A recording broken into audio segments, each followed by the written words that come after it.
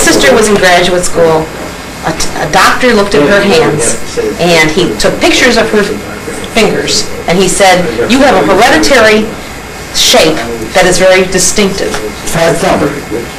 Bulbous. We refer to it as a bulbous thumb. And she came home, and we had a big family discussion about it, and my father said, "I have those. My mother had those. My aunt had those."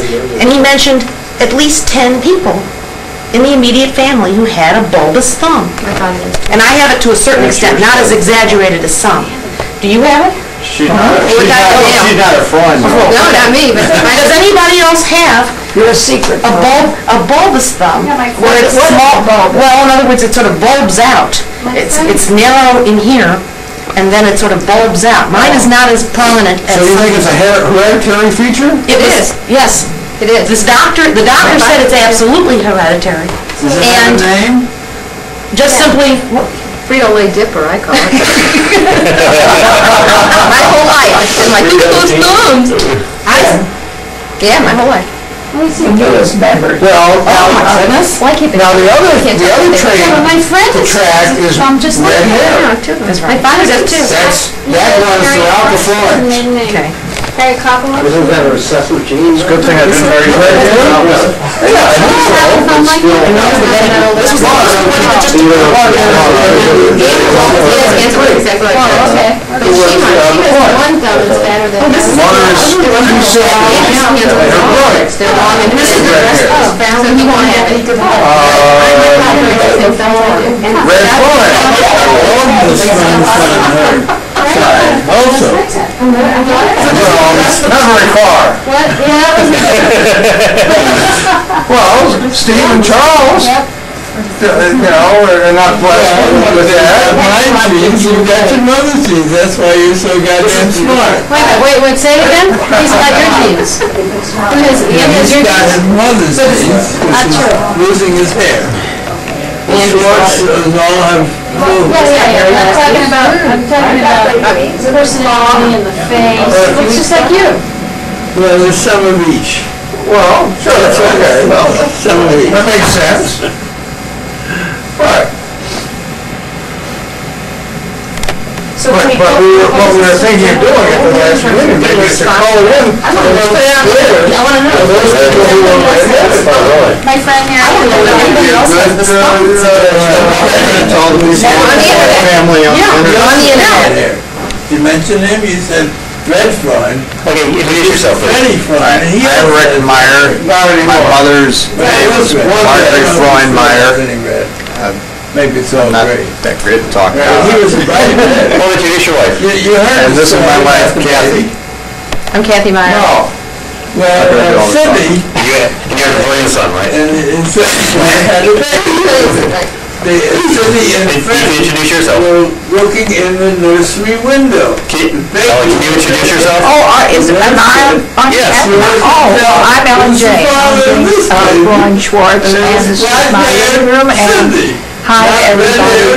And I hope that we get to meet all of the Freund Zemmels soon, and it better be soon. You point out that you're the family historian also. Oh yeah, I was a family historian. Did someone demote you? No, I'm hoping that someone else Oh, it's gonna take over the pick up the job. mantle and will be the Freund family historian from here on out. I thought you resigned as historian. No, I'm just. She wasn't a wife. She had to plot for herself. Introduce your husband. Oh, yeah, please let me introduce my husband, Dr. Alfred Seymour Schwartz, Had a thing called the who California is my husband as of Pacific. 57, I think it is, years. I think it was much shorter than that, but it just seems long. Well, he always has a good time at Freund. Since 1789. But he did most of the work for tonight. I have to give him One huge set. Very good. But they have the It's a regional wonderful Freund by voting adoption. system printed, and it's called the Pacific. There's another Oh, phone hi. guy. I'm Debbie Schwartz, and I am married to Andy Schwartz, who is Freund. We're on camera. Oh, yes. Yes, go ahead. Well, I've already talked, I said my piece. Oh, okay. He knows who I am. Okay. What did you say? I said I was your son. I tell you, Joe, people are gonna get awful bored with this film.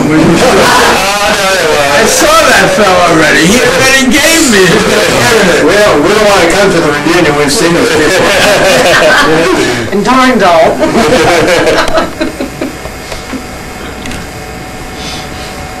You can turn the sound off now, Joe. I tell you. And they were taking us to see how bread was made. And my mother said, well, you tell them that you're a cousin. And she, didn't mean anything, but I mean, because we didn't meet. I don't think any of the family members came and talked with a bunch of grade schoolers. But I think that was the first time I really was aware that I was related to, was a Freund. And then, of course, I used to go to Aunt Rosie Loebner's birthday parties. She was the one who lived, she lived to be almost 100? I don't know if you remember that name. I remember the name Rosie Loebner, but I can't picture her. She was the one who married her mother's brother? Oh, wow. That's right. This Did is they have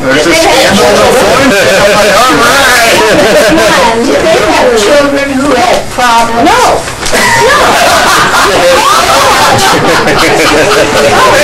I thought there was Not that I heard. My father said they were all normal or better.